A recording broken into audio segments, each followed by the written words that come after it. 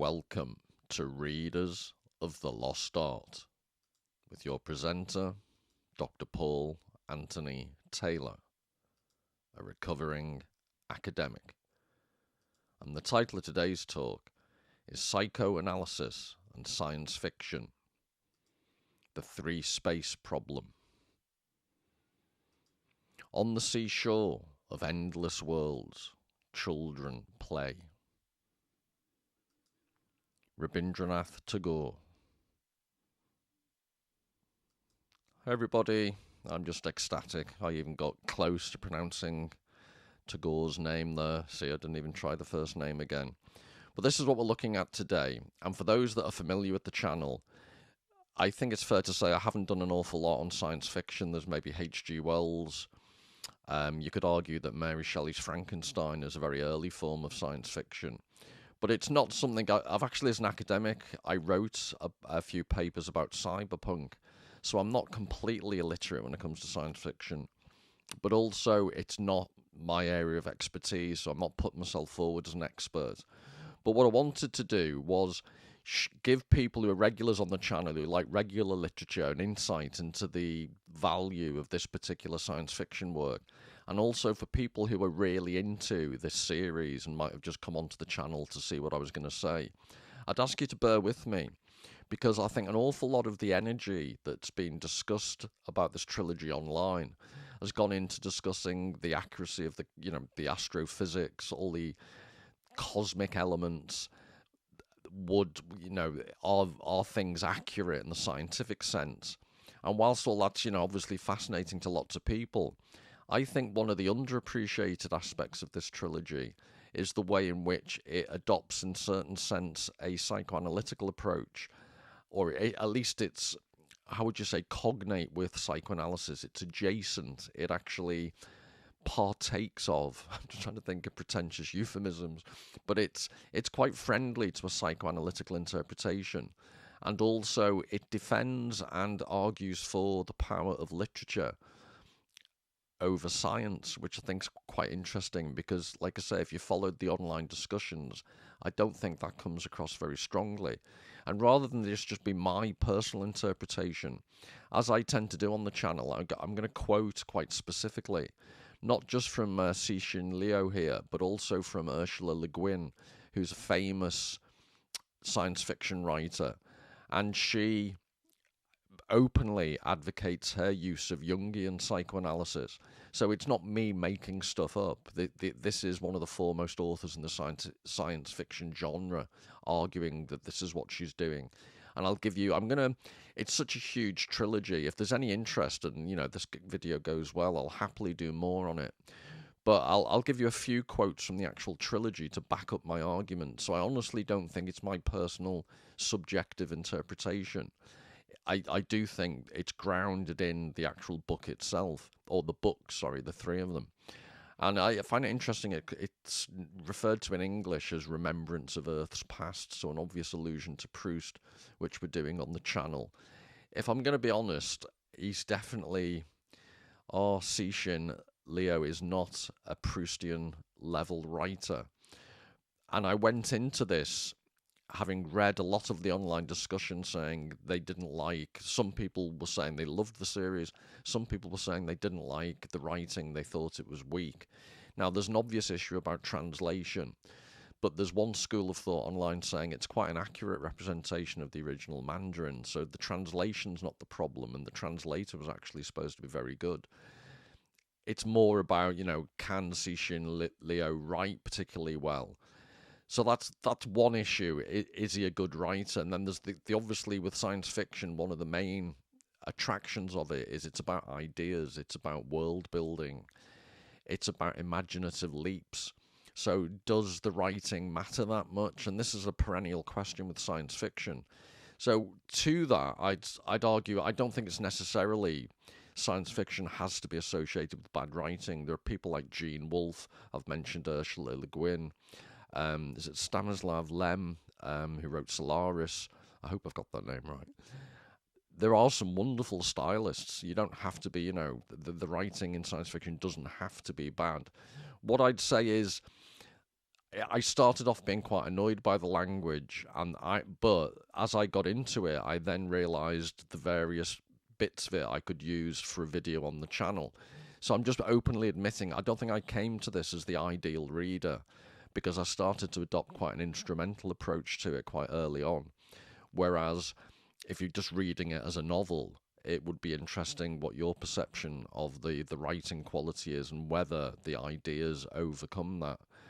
But I'd argue, I've mentioned Proust, but an obvious reference for me would be Moby Dick, because of this. If you substitute the oceans for outer space and Captain Ahab's Odyssey and the Odyssey itself, which I've been looking at on the channel, this going out into the ultimate beyond, I can see lots of parallels, except things like the Odyssey and Moby Dick are absolutely beautifully written. This isn't, and yet one of the ironies is all the way through, Cixin Liu actually argues for literature. He argues for literature in some ways against a overwhelmingly scientific understanding of the world. So I'll cut to the chase and just say that even though I wasn't particularly impressed with some of the writing, I'll forgive him a lot because I think his heart's in the right place, if that doesn't sound too patronising. But you can see from the nature of the trilogy, the three-body problem, if I can remember it, the physics of it, and I apologise all the way through this, my knowledge of physics could be put on the back of a very small postage stamp. So I'll try and remember what I read as background context, and if I've got any of it wrong, I apologise. Please don't take anything I say on the physics side of things as gospel. But the three-body problem in physics is this idea of if you have in two planetary bodies orbiting each other, there's a regularity. If a third planetary body gets introduced into the gravitational field, then the predictability goes out the window. It's much more chaotic. And that's used as a metaphor in the first book. You're introduced to this alien species called the Trisolarians, meaning three suns. So, and they're living in this decaying world that's completely chaotic because of these three planets trying to coexist. But that's a metaphor as we'll go along. The number three, there are tripartite elements all the way through the novel. So I'll be talking about that. So that's the three-body problem. And one of the key themes, the book starts very powerfully. And if you just read it for this reason alone, I think it would justify it.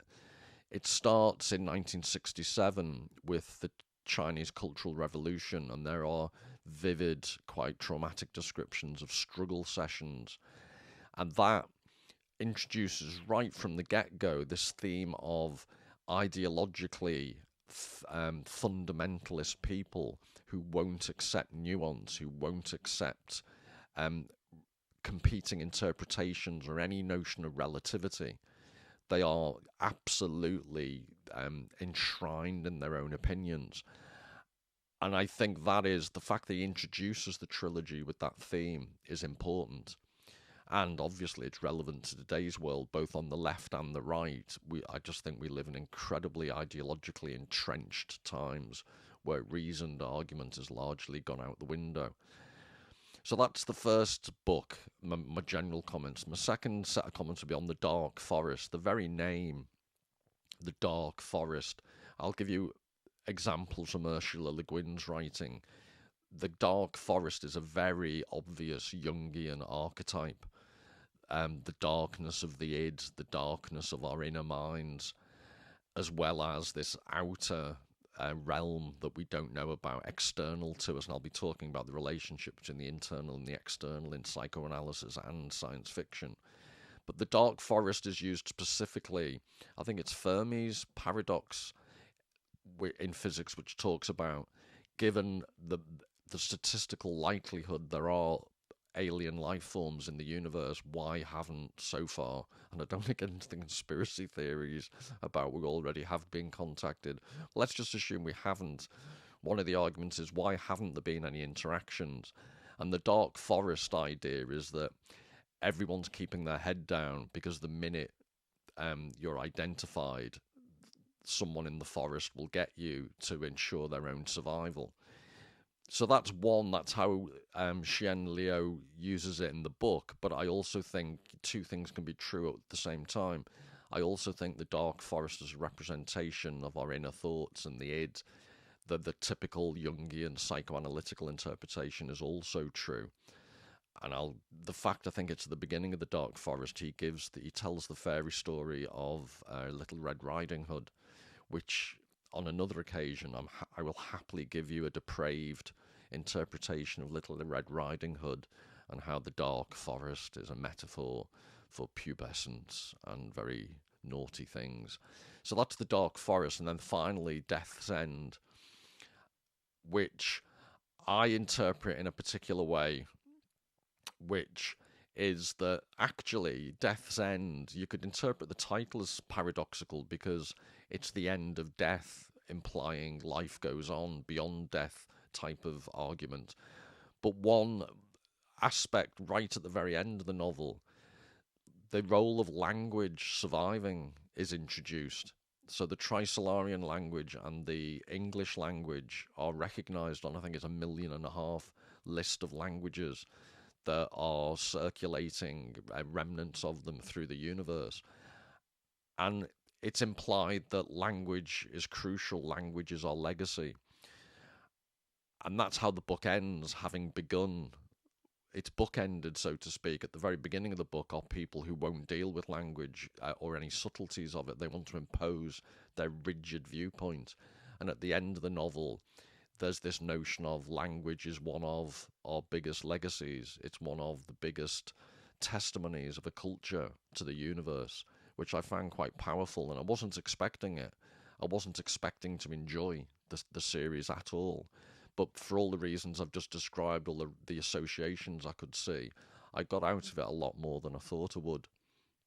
So the link I want to make is all of this I want to link to psychoanalysis. And in psychoanalysis, or for shorthand psychology, I know they're different, but there are three spaces.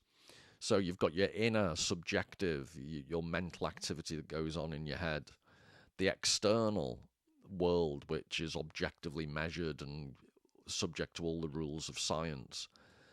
And then I'm going to use the work of a guy called Donald Winnicott, a British psychoanalyst who's quite practically minded. So if you want to be introduced slowly to psychoanalytical ideas, he's quite good because he's a lot less airy-fairy than people like Freud or her descendant Melanie Klein.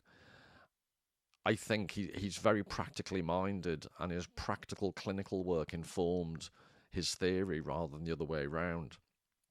So he has this concept of potential or transitional space, and I'll describe as I go along, but essentially it's the idea that there's an intermediate space that's not purely subjective and it isn't purely objective.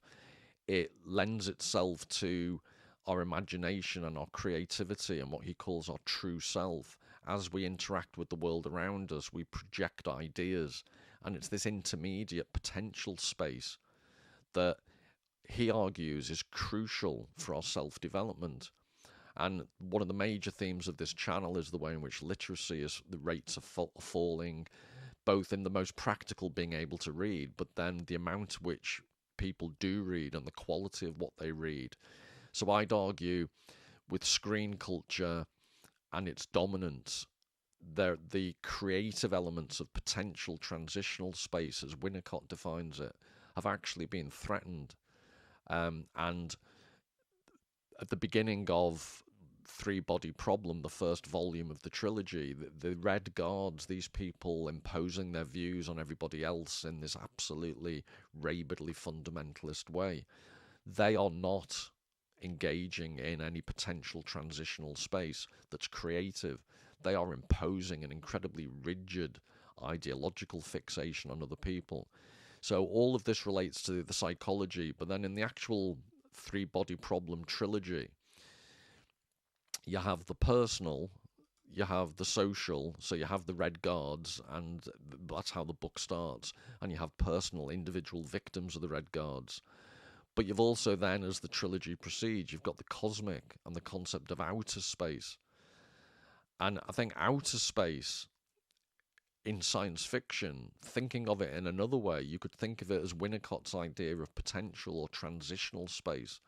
It's a creative, I'll show you how Winnicott talks about we encounter reality, we deal with reality through the notion of play. And play starts off as children with inanimate objects called transitional objects. But also as we grow older, play encompasses everything that's encapsulated within the notion of culture. And I think literature at its best, and literature as it's referred to in Cixin Liu's trilogy, is actually a form. All the discussion and imagination that Cixin Liu gives us about outer space, you could think of it in Winnicott's terms of a description of potential transitional space. And I find that association quite interesting. So just to, I kept wittering on, but this is talking about, there's horrible scenes at the beginning of the book where the struggle sessions with the Red Guards take place.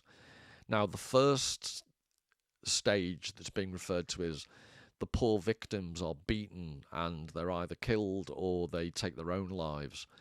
The second stage is the ones who survive go through a numb state. They just stop feeling anything. And then this third state is described. Then some of them enter the third stage. The constant unceasing struggle sessions injected vivid political images into their consciousness like mercury, until their minds, erected upon knowledge and rationality, collapsed under the assault. They began to really believe that they were guilty, to see how they had harmed the great cause of the revolution. They cried, and their repentance was far deeper and more sincere than that of those monsters and demons who were not intellectuals. So I'll develop this idea. I'm just giving you an example from each individual volume of the key themes. So the first key theme of the Three Body Problem, Volume 1, I'm arguing is this imposition of ideology. And it's significant to Winnicott's theory, because in Winnicott we have a true self and a false self. And our true self is based upon our ability to be creative and engage with the external world in a productive, creative, self-affirming way. Whereas the false self is defined as when you're overly determined, when you're overly impacted upon by other people's expectations. And with the Red Guards in this description, the way they treat anyone they deem to be an intellectual, there's an externalization of the false self. The false self becomes like a social contagion, and it completely rips apart Chinese society. And I think that's a very powerful beginning to the trilogy. And I think you shouldn't forget it. I've read some discussions online where people are saying, why are the aliens invited to come to Earth by this disaffected woman who's seen her father die very early on? And I think you need to keep remembering how horrific the Chinese Cultural Revolution was, and how it would turn your mind. It would completely turn you against the notion that humans have ultimately a positive potential.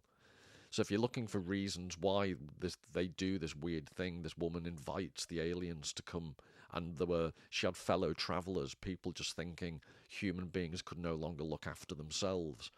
You have to put yourself in the shoes of someone who witnessed the terrors of the Cultural Revolution. So that's the first volume. I'm just giving you overviews and then we'll get more specific.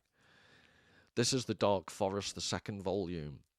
Ye Wenji pointed at the sky. Twilight still illuminated the west, and they could still count the stars that had come out, making it easy to remember how the firmament had looked a few moments ago. A vast expanse in a blue void, or a face without pupils like a marble statue. Now, though the stars were few in number, the giant eyes had pupils. The void was filled. The universe had sight. The stars were tiny, just single twinkling points of silver that hinted at some unease on the part of its creator. The cosmic sculptor had felt compelled to dot pupils onto the universe, yet had a tremendous terror of granting it sight. This balance of fear and desire resulted in the tininess of the stars against the hugeness of space, a declaration of caution above all. So I think I'm going to shortly show you some excerpts from Ursula Le Guin's work. The word, I think it's called the novella is called The Word for the World is Forest. And while she describes a forest, Cixin Liu, I think, is describing the forest in terms of space. And I think this is, I'm saying sometimes I don't think he's a great writer, this is very well written, but it actually expresses this balance of fear and desire. I hope you can see from this, space is being seen, the way it's compared to a face, the way it's compared to eyes. Space is being seen in a very psychological way.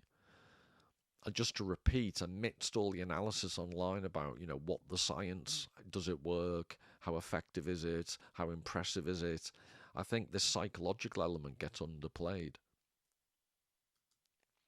So this is the final volume. The committee member representing the literary analysis group asked to speak first. This group had been a last-minute addition composed mainly of writers and scholars of common era literature. It was thought that there might be a minuscule chance, unlikely though it was, that they could be of use. So it's quite a tongue-in-cheek. What's happened is that it's a long, complicated story, but basically Earth's been sent a coded message, and the coded message is within fairy tales, 3 in particular. And they're trying to get technical information from these fairy tales, and obviously in this committee of decipherment, I like the way it's described as almost the way in which writers and literary people are viewed so badly. It was thought that there might be a minuscule chance, unlikely though it was, that they could be of use. So the speaker was a writer of children's stories. I know that from now on my group is unlikely to make any useful contributions, but I wanted to say a few words first. He lifted the blue covered document. These are the 3 fairy tales they're trying to decode. I'm sorry to say that I don't believe this message can ever be deciphered. Why do you say that? Asked the chair. To be clear, we're trying to ascertain the strategic direction of humanity's struggles for the future. If this message really exists, no matter what it is, it must have a concrete meaning. We can't take vague, ambiguous information and turn it into strategic directions. But vagueness and ambiguity are at the heart of literary expression. Out of security considerations, I'm sure the true meaning behind these 3 stories is buried very deeply, and this makes the interpretations even more vague and ambiguous. The difficulty we are facing isn't that we can't get anything useful out of these 3 stories, but that there are too many plausible interpretations, and we can't be certain of any of them. So I'd need to please do speak up in the comments if you want more on this trilogy. I can do a close reading of what I think the significance of the ending is. But I'm just emphasizing here this idea that 3 fairy stories, they actually in the plot, they do provide technical information. But as is being spoken here by the children's writer, and I find that ironic, even the writer of just inverted commas children's stories has an insight that the scientists don't. And this insight is that there's just an inherent ambiguity in human communication. And at the beginning of the second volume, The Dark Forest, when the aliens or the alien spokesperson is speaking to humankind, they're actually initially quite friendly, but they fall out with human beings when they realize one of the fellow travelers, one of the human supporters of the aliens, tells the story of Little Red Riding Hood. And when the alien realizes that when the wolf dresses up as grandma, human beings are very familiar and practice deception, the aliens, the Trisolarians, are incredibly literal-minded. They don't use language like we do. They communicate instantaneously. They see that as a massive strength. But what the children's storyteller is saying here is that actually it's an essential part of what it is to be human. We live our world, as I'm going to explore shortly with Donald Winnicott's ideas. Our world and our self-formation and our real selves, our true selves, are based upon the creativity of our interpretations of the world around us. We don't live in a science lab. We live in a world that we project ourselves onto, and we interpret in lots of complex ways. And that's what it is to be human. That's what distinguishes us from robots. So, this is Donald Woods Winnicott. And if you're interested in psychoanalysis but you don't have much of a background, you could do worse than look at his work because, yes, like other psychoanalysts, he uses technical jargon, but he had a very applied mind. And I think he said in one of his articles, over his career, I think it was 60 to 65,000 consultations he had with, he worked with mothers and very small children, infants. That was his specialism. So he had a vast clinical experience. And that's almost predominantly, exclusively what he drew his ideas from. Now, he was most known for object relations theory.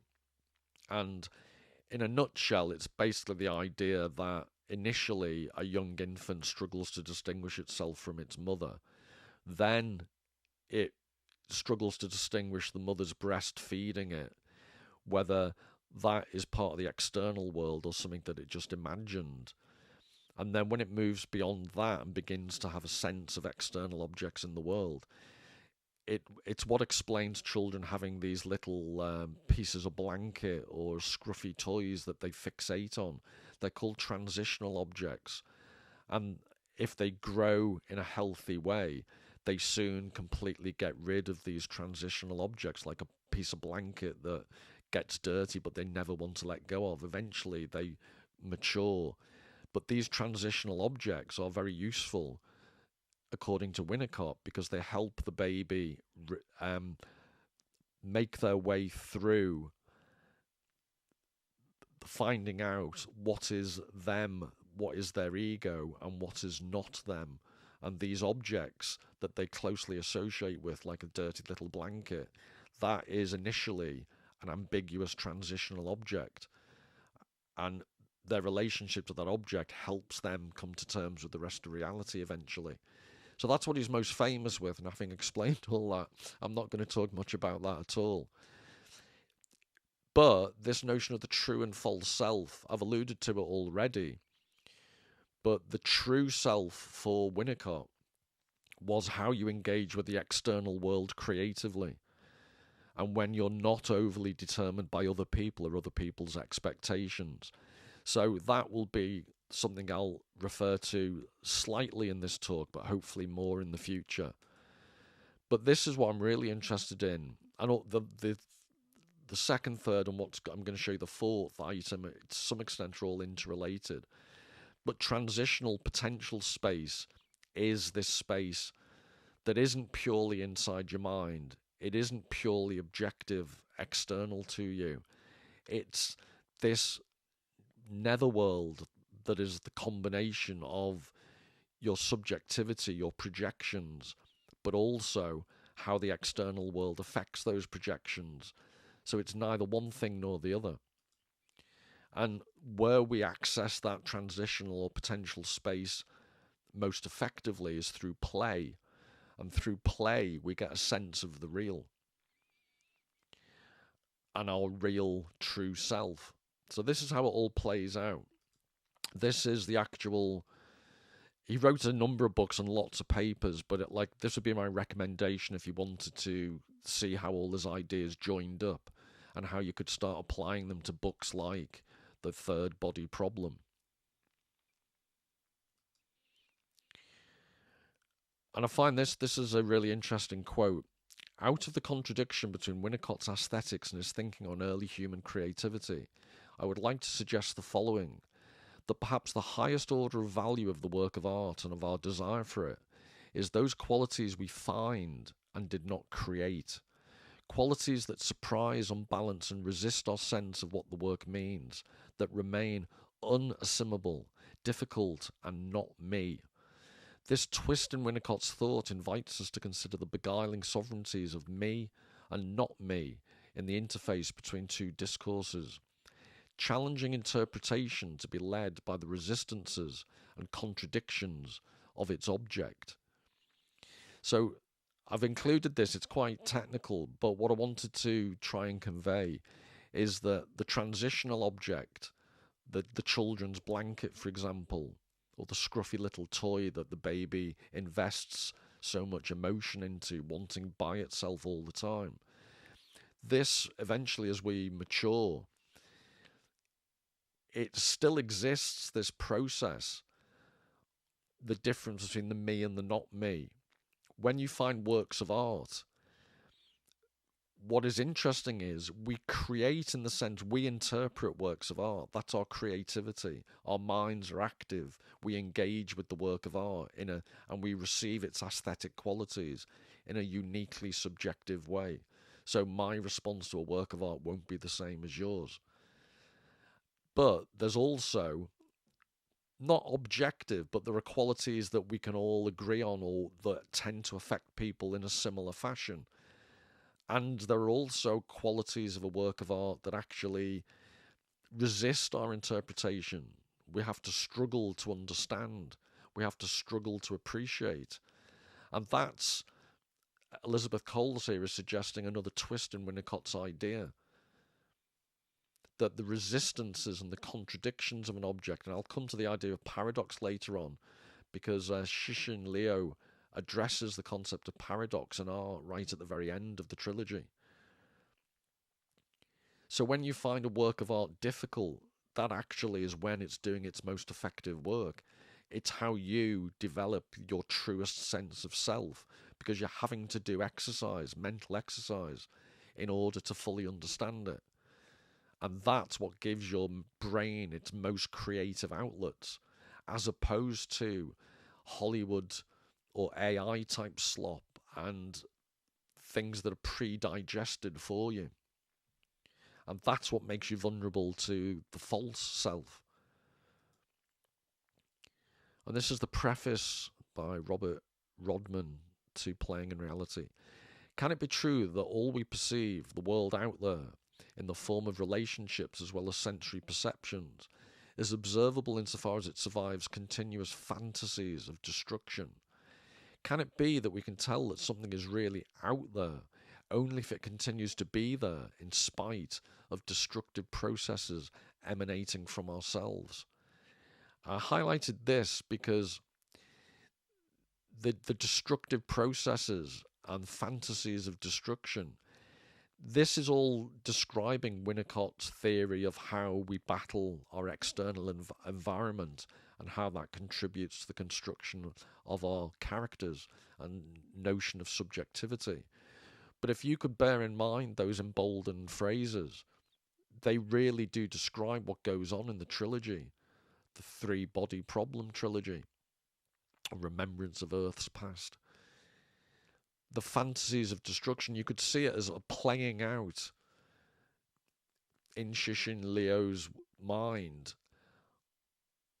that the whole destruction of the universe is played out. It's the weaponization of space. All the way through the trilogy, space is used as this destructive force, and there's a constant battle over it. And I would argue that there's quite a close association with this language describing psychoanalytical theory of Winnicott and what goes on in science fiction, space war type literature.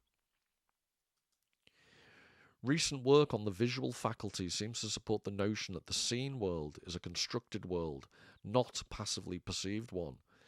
Winnicott's theory, generated entirely from his own long study of human interaction, with its emphasis on dynamic process of perception rooted in conflict, would seem to form a link between psychoanalysis and neurophysiology. I think what's being referred to there is when they've done research on optics and how we actually physically see. I remember reading, for example, There are a certain number of colour, what do they call them, rods at the back of our eyes, and they don't fill the whole of the back of your eyes. So when you see something and your whole field of vision is filled with colour, your brain is actually filling in at the edges what you physically haven't seen in colour.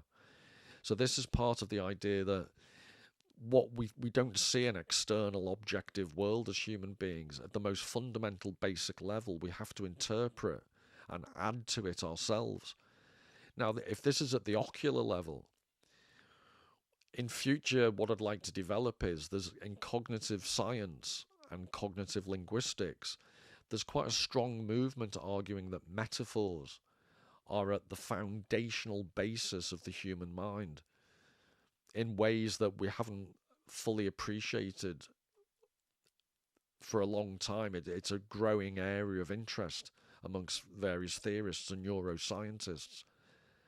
And again, just to emphasize, when you read the Three Body Problem trilogy, the importance of metaphor, whether it's the fact that in the first volume, metaphor and nuance isn't allowed by the Red Guard, and that horror of what happens in a society where nuance and stories and relativity isn't allowed.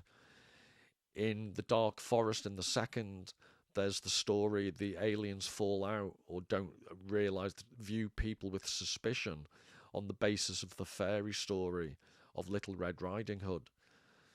Their inability to process metaphor the way we do. And then in the third volume, there is this crucial 3 fairy stories, and which are very interesting, and I could do excuse me, I could do a full analysis on in future, like I say, if there's the interest. So experiences in the area of potential space allow us to have periods of rest from the struggle to draw lines between ourselves and others. There is a built-in strain in human life caused by the need to maintain a line that defines us as separate from others. This line need not confuse and exhaust the baby in possession of a transitional object, and a mother who understands his or her need for a particular kind of comfort. The resting place thus given continues to play the same role in the successive stages of human development. Playing makes it possible to address the otherness of reality. The world of playing, with its variations in the form of culture, allows us to relax the barrier and refresh ourselves with shared experiences that do not require such delineations.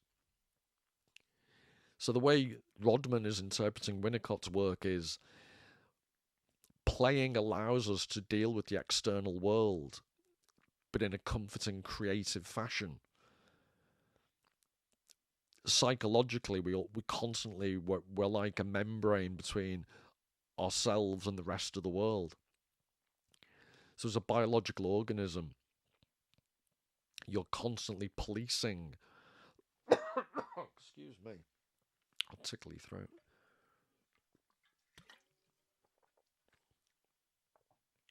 We're constantly policing the boundary. And again, in Cixin Liu's trilogy, this notion of boundaries between spaces, between us and them, between other people in society, between us and alien life forms, that is a constant theme. But it's, in Winnicott's terms, Cixin Liu is allowing it, the literature that he's writing allows you to play with these ideas in quite a cathartic way. So from Winnicott's book itself, if every individual has reached the stage of being a unit with a limiting membrane and an outside and an inside, it can be said that there is an inner reality to that individual, an inner world that can be rich or poor and can be at peace or in a state of war.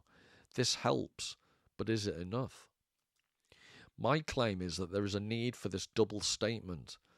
There is also a need for a triple one, the 3 space problem. The third part of the life of a human being, a part that we cannot ignore, is an intermediate area of experiencing to which inner reality and external life both contribute.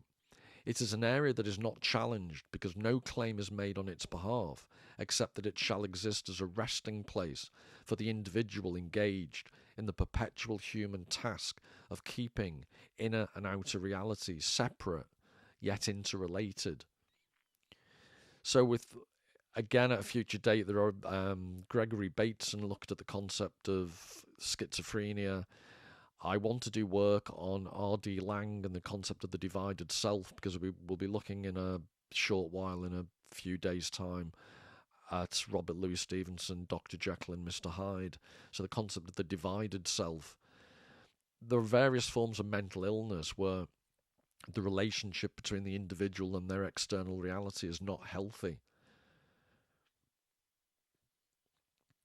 And the way I read Winnicott is he's arguing that play, broadly interpreted to include literature and culture, allows a escape valve.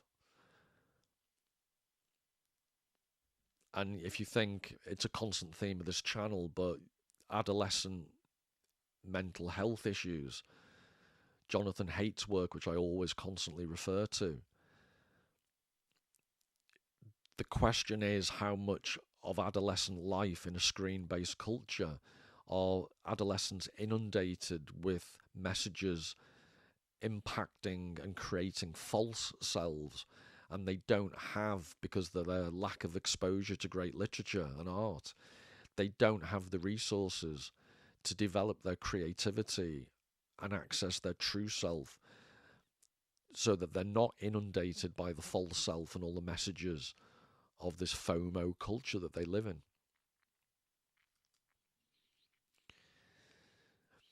So this notion of development of the theory of illusion and disillusionment. And one thing I forgot to say about, that's quite funny, is that Neville Symington, I remember reading about, there's a British psychoanalyst, and I mentioned earlier that Winnicott is quite practically minded.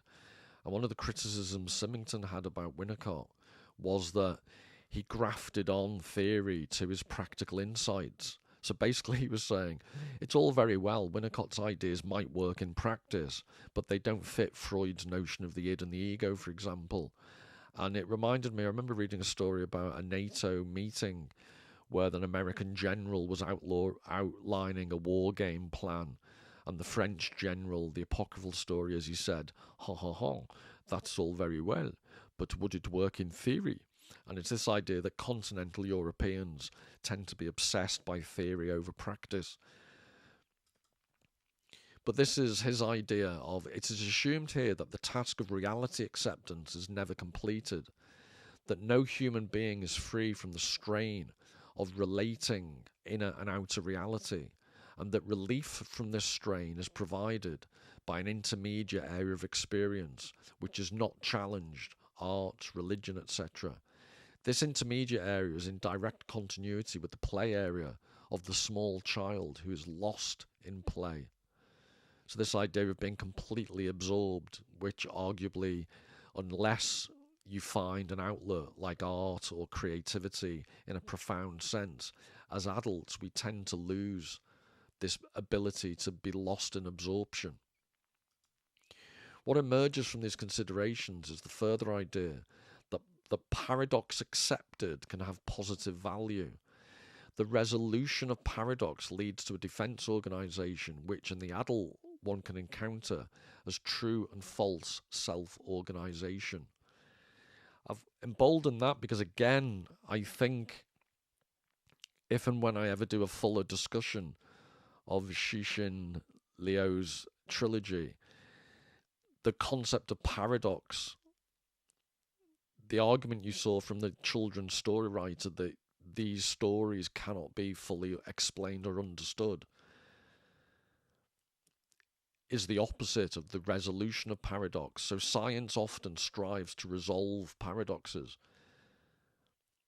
And the point Winnicott's making is when you try and resolve paradoxes that shouldn't be resolved, it leads to the psychic conflict, this defense organization, and then you get this conflict between the true and false self. Whereas the truly creative, well-adjusted, healthy psychological person learns through things like art and literature, when to accept paradox for what it actually is, without feeling the stress that you have to find the solution.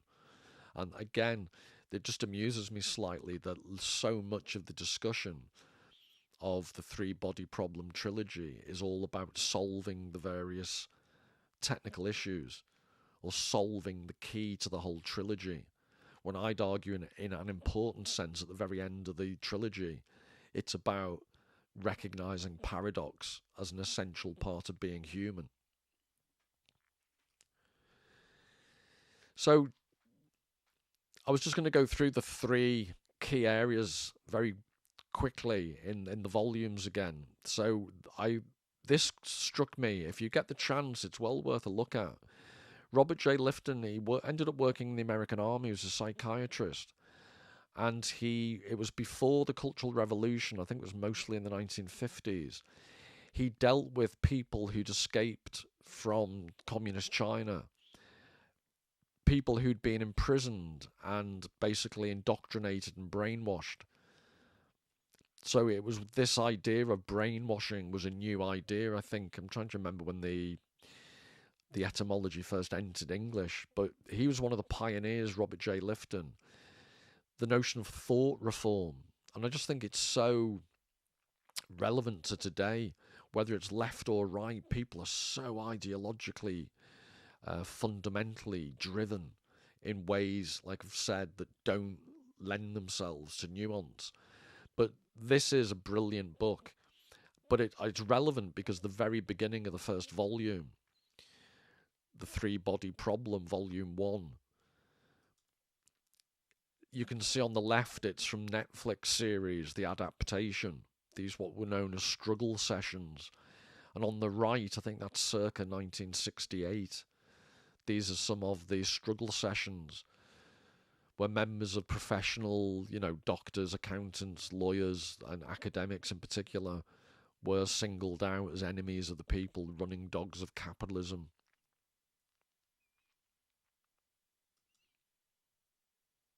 Which reminds me of my university days.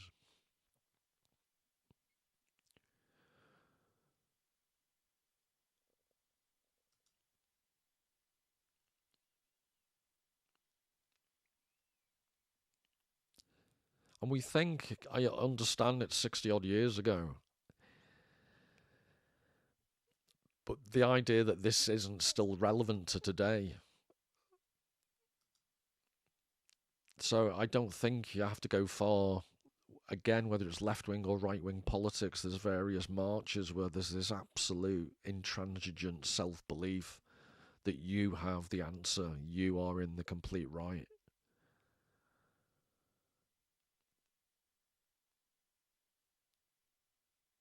This is like, it reminds me, the United Colours of Benetton adverts. This is the united monocolour of ideological intransigence, would be my... You need to translate that into Mandarin for its full effect. But the brutality, the monomaniacal inability, I think, to see any other point of view. I'm sorry to bang on about it, but I honestly think that's why Cixin Liu starts the trilogy.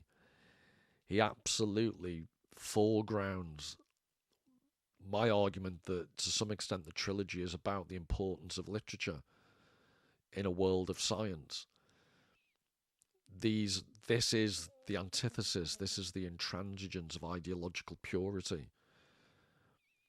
And what's interesting in today's, to make this relevant to today, in the name of intransigent purity, we have cancelled history. So students nowadays will not look at certain areas of history because they've deemed them unacceptable.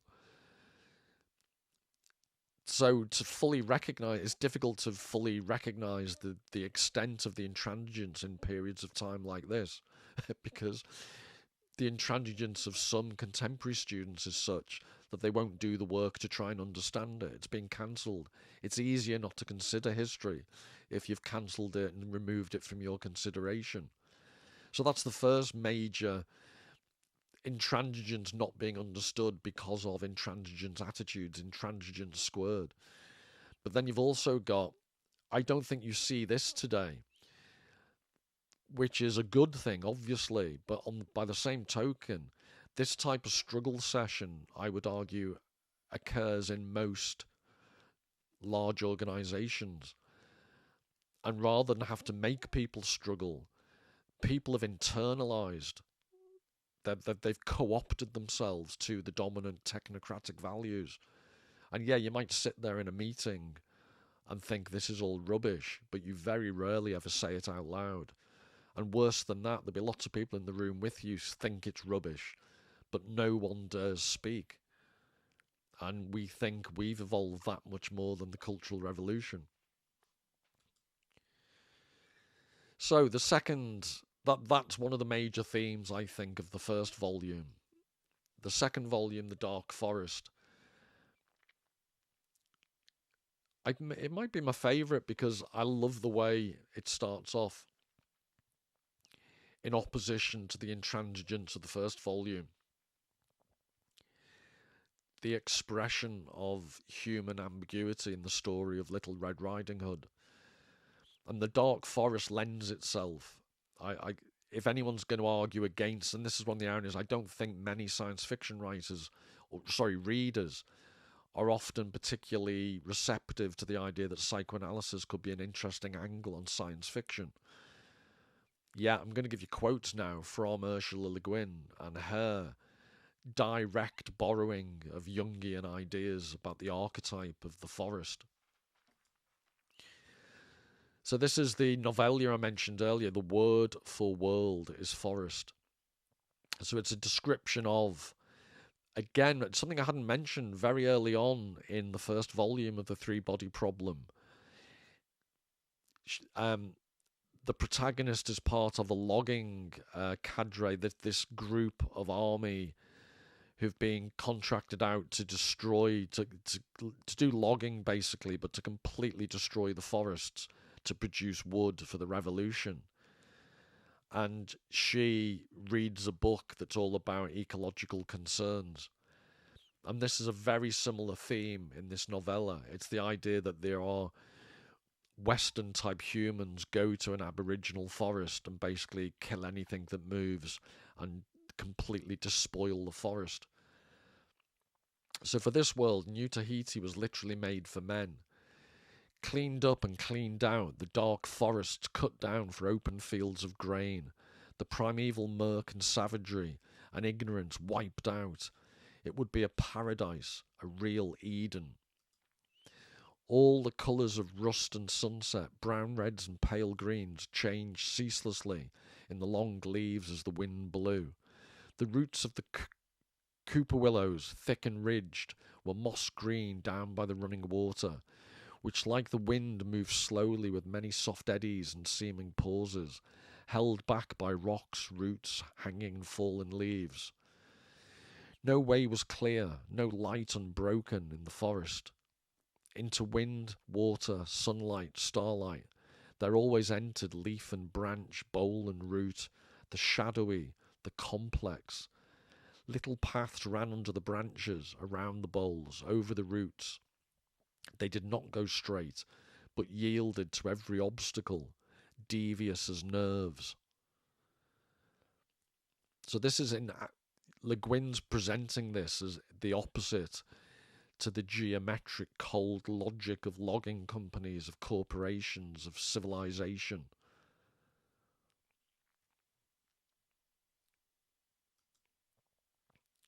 The ground was not dry and solid, but damp and rather springy, product of the collaboration of living things with the long, elaborate death of leaves and trees.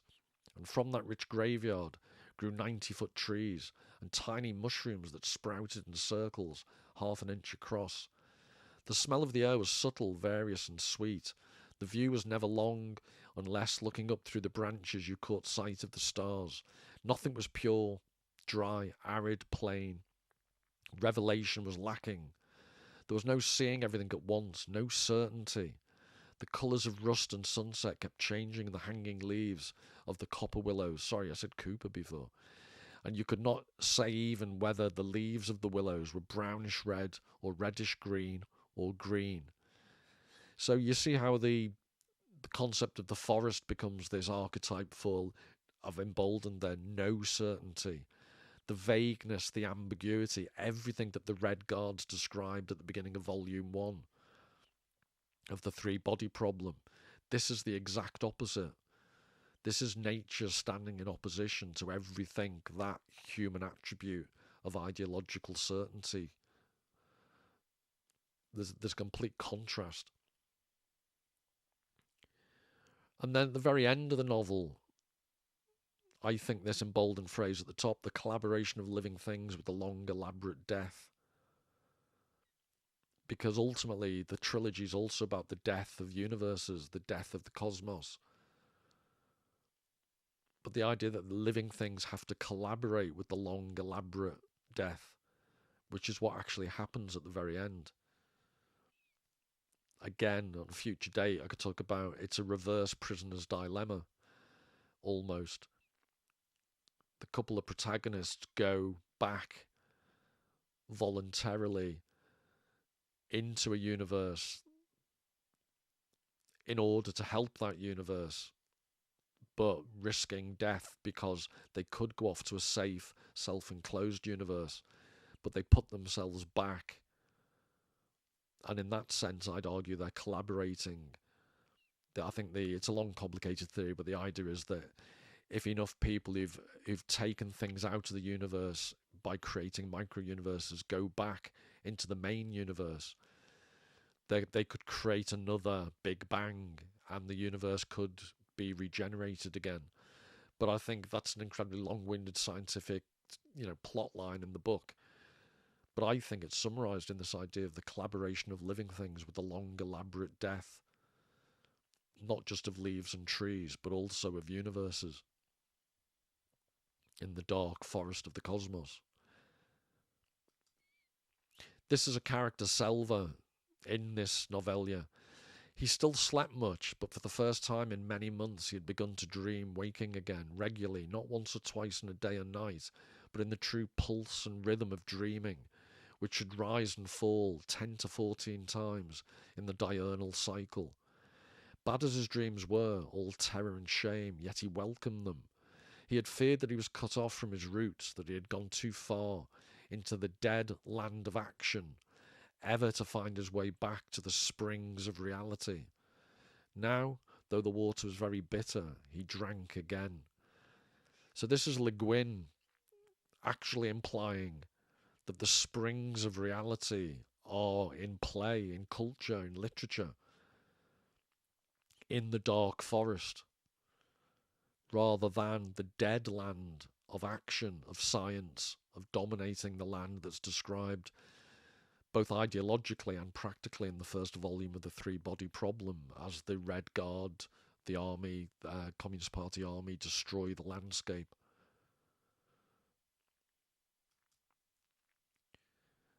And this is an essay, Vaster Than Empires and More Slow. No, sorry, that was another novella, Vaster Than Empires and More Slow, as Ursula Le Guin, but this is from the foreword. Unless physical action reflects psychic action, unless the deeds express the person, I get very bored with adventure stories. Often it seems the more action there is, the less happens. Obviously, my interest is in what goes on inside, inner space and all that. We all have forests in our minds, forests unexplored, unending. Each of us gets lost in the forest every night alone. And I would suggest that is very relevant to the third body problem trilogy. That Cixin Liu's description of the dark, foreboding cosmos is his way of creatively playing with psychological issues. We'll see shortly it's this concept of confronting your shadow in a Jungian sense. And the Vaster Than Empires and More Slow, I think it's a brilliant title. There's a poem by Marvel called To His Coy Mistress, and it's a line that actually, or a couple of lines says, our vegetable love should grow vaster than empires and more slow. Our vegetable love. Sounds like a Barry White title. So this was the essay I was thinking of before. This is 1975, The Child and the Shadow. It's based upon Jungian ideas. The great fantasies, myths and tales are indeed like dreams. They speak from the unconscious to the unconscious, in the language of the unconscious, symbol and archetype. Though they use words, they work the way music does.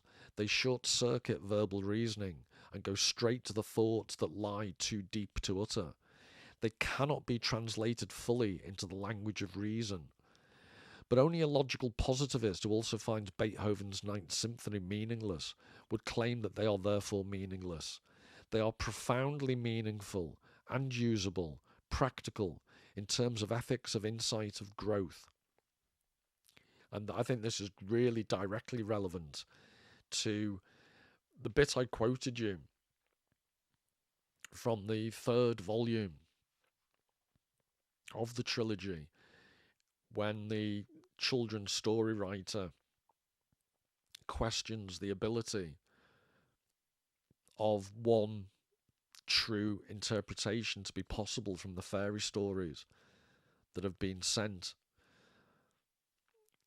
And I just find it parallels where it says they short-circuit verbal reasoning and go straight to the thoughts that lie too deep to utter. They cannot be translated fully into the language of reason. This is the mirror image of the Trisolarians in the trilogy. They communicate without translating their thoughts into language. They communicate straight to mental images. And this is the opposite. This is the mirror image in a way.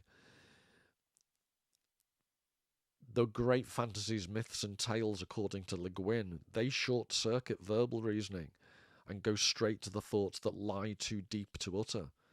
So where the Trisolarians are excessively transparent and their thoughts become pure communication, the meaning of great fantasies, myths and tales are similarly expressed instantaneously, but they lie too deep to utter. They can't be translated. And that murkiness, I think, puts some people off. And I find it just very attractive and fascinating, the fact you can't solve the paradox that was mentioned earlier on.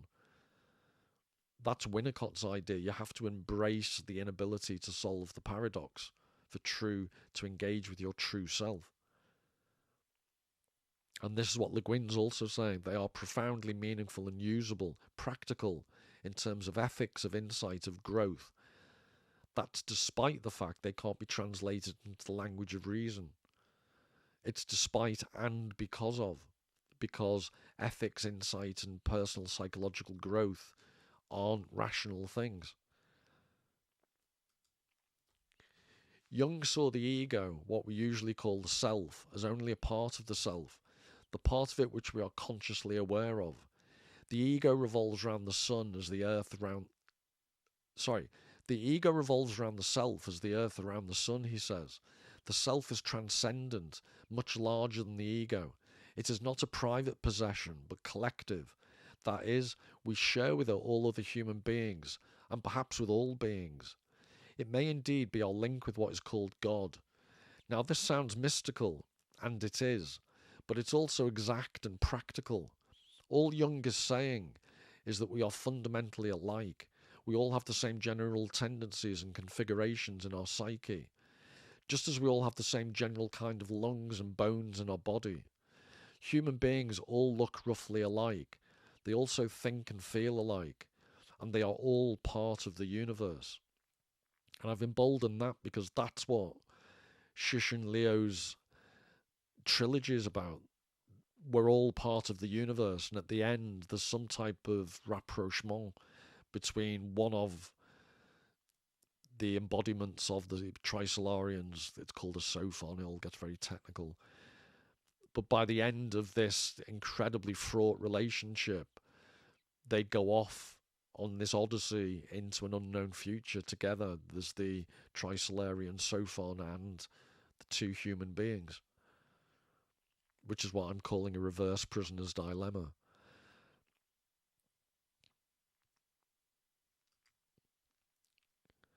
The ego, the little private individual consciousness, knows this, and it knows that if it's not to be trapped in the hopeless silence of autism, it must identify with something outside itself, beyond itself, larger than itself. If it's weak or if it's offered nothing better, what it does is identify with the collective consciousness. This is Jung's term for a kind of lowest common denominator of all the little egos added together, the mass mind, which consists of such things as cults, creeds, fads, fashions, status seeking.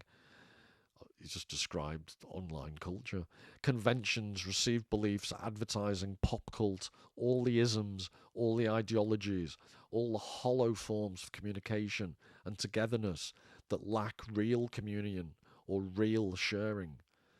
So that collective consciousness, Jung's describing well ahead of his time, online screen culture, the lowest common denominator of all the little egos. So next time you come across an online troll, Jung described him first. So I think this is the last Le Guin. The ego accepting these empty forms becomes a member of the lonely crowd. To avoid this, and again, this is Jonathan Haidt's work on the anxious generation, there's no lonelier place than in a crowd. To avoid this, to attain real community, it must turn inward away from the crowd to the source. It must identify with its own deeper regions, the great unexplored regions of the self. These regions of the psyche Jung calls the collective unconscious, and it is in them where we all meet that he sees the source of true community, of felt religion, of art, grace, spontaneity, and love. And as I've kept pointing out all the way through, I think this is where Cixin Liu is actually arguing this as well. He's arguing for avoiding, remember the red guard at the beginning, they are the collective consciousness, they are the crowd, the lowest common denominator. And the whole book is like one extended odyssey. And I use that phrase advisedly, the Odyssey by Homer and Cixin Liu's trilogy. Most epics share this odyssey of some type or another. Moby Dick, this odyssey into the ocean. And in the way, just thinking about Moby Dick, the way Ishmael describes going out to sea at the very beginning of the novel, he wants to explore, he talks about the phantom of life, when people are obsessed with looking out to sea. And when he sounds like he has bipolar disorder, when he has this melancholic depression, I think he talks about the dark November days. He wants to go out to sea. He wants to explore his own deeper regions, the great unexplored regions of the self. So does Captain Ahab to some extent. But he finds the great unexplored regions of the self and tries to kick their heads in or harpoon them. The shadow is on the other side of our psyche, the dark brother of the conscious mind. It is Cain, Caliban, Frankenstein's monster, Mr. Hyde. It is Virgil who guided Dante through hell, Gilgamesh's friend, Enkidu, Frodo's enemy, Gollum. It's the doppelganger. It's Mowgli's grey brother, the werewolf, the wolf, the bear, the tiger of 1,000 folk tales. It is the serpent, Lucifer. The shadow stands on the threshold between the conscious and the unconscious mind, and we meet it in our dreams as sister, brother, friend, beast, monster, enemy, guide. It is all we don't want to, can't admit into our conscious self, all the qualities and tendencies within us which have been repressed, denied, or not used. It's interesting, it is the serpent Lucifer there.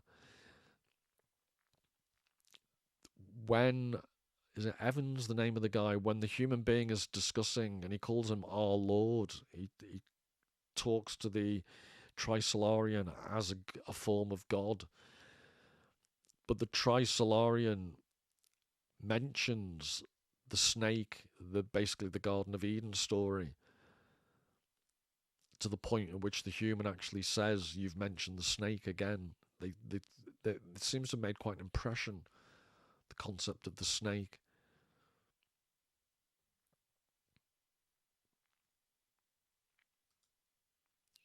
Jung himself said, everyone carries a shadow, and the less it is embodied in the individual's conscious life, the blacker and denser it is. The less you look at it, in other words, the stronger it grows, until it can become a menace, an intolerable load, a threat within the soul. So the notion of the dark forest, the blacker and denser it is.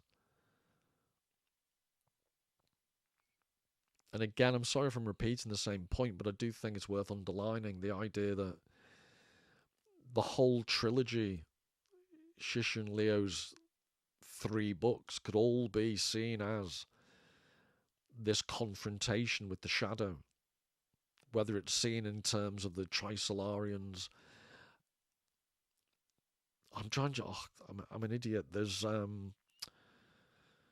they called the abyss gazers? At the very end, there is a unknown alien group that basically starts the destruction of the whole universe, and I think they're called the. I've got a memory like a sieve. Is the abyss gazers? Abyss is in the title, and I can't remember the second compound part of the compound phrase. But it just reminds me of the concept is that Nietzsche, the idea of you look into the abyss and the abyss looks into you. But arguably, again, with screen culture type society, there's far too little of looking into the abyss, and there's far too much of surface level, lowest common denominator activity. When in pre-adolescence and adolescence, the conscious sense of self emerges, often quite overwhelmingly. The shadow darkens right with it. The normal adolescent ceases to project so blithely as the little child did. He realizes that you can't blame everything on the bad guys with the black Stetsons. He begins to take responsibility for his acts and feelings. And with it, he often shoulders a terrible load of guilt. He sees his shadow as much blacker and more wholly evil than it is. The only way for a youngster to get past the paralysing self-blame and self-disgust of this stage is to really look at that shadow, to face it, warts and fangs and pimples and claws and all, to accept it as himself, as part of himself, the ugliest part, but not the weakest, for the shadow is the guide. And she goes on, most of the great works of fantasy are about that journey. I mentioned Moby Dick, the Odyssey. And that fantasy is the medium best suited to a description of that journey, its perils and rewards. The events of a voyage into the unconscious are not describable in the language of rational daily life. Only the symbolic language of the deeper psyche will fit them without trivializing them. So that's why books like Moby Dick, epics like the Odyssey, it's their poetic, it's their non-realistic quality, and arguably Cixin Liu's trilogy, it's the arguably at its strongest when it's talking about fairy tales, when some of the plot devices aren't particularly realistic. And again, I apologise for repeating the same point, but there's so much energy being put into addressing the accuracy, the scientific accuracy of the novels. And I've read some pushback against the more fairy tale elements. But I think what I actually didn't expect to like about the novel, and it did, was the way in which it's like a Kinder egg. There's the chocolate outside of all the science material. Just making myself hungry now. But the toy, the real kernel of truth, is in the middle. It's the notion that actually the truth is to be found to the extent that it can be found in narrative, in paradox, in things that can't be scientifically explained. And that's how I just finish off with the idea that death's end, I think I said earlier, is it the end of death, the way the end is described? There is a sense in which a little message in a bottle is put out into space, literally and metaphorically. So this little capsule is put out there with representations of human civilization floating within it. But we've already, shortly before that, encountered the message in the bottle, the sense that English is one of the listed languages, this repository that's also floating out there in the universe. And as I've said, it'd be nice to do this in more detail in future, but one of the fairy tales, it's all about the storyless kingdom is this mythical place. And I find that interesting. That is the place where there are no stories, is the place that at the end of the fairy tale the princess wants to escape from. And that's also partly what happens at the very end of the denouement of the trilogy.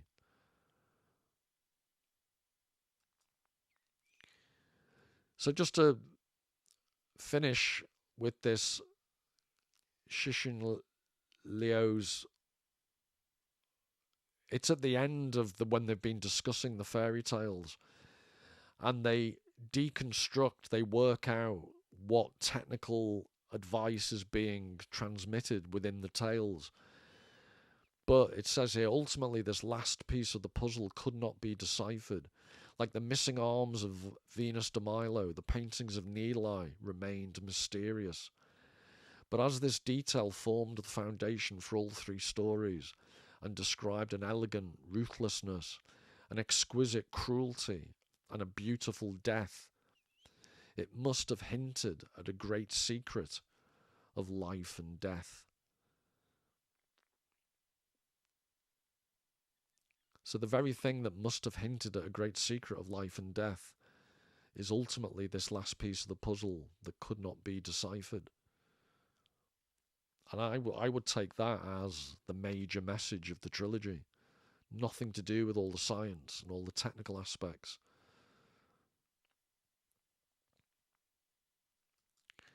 So I hope you enjoyed that. Like I say, please do let me know if you want it'd be interesting if anyone does come to the channel for this three-body problem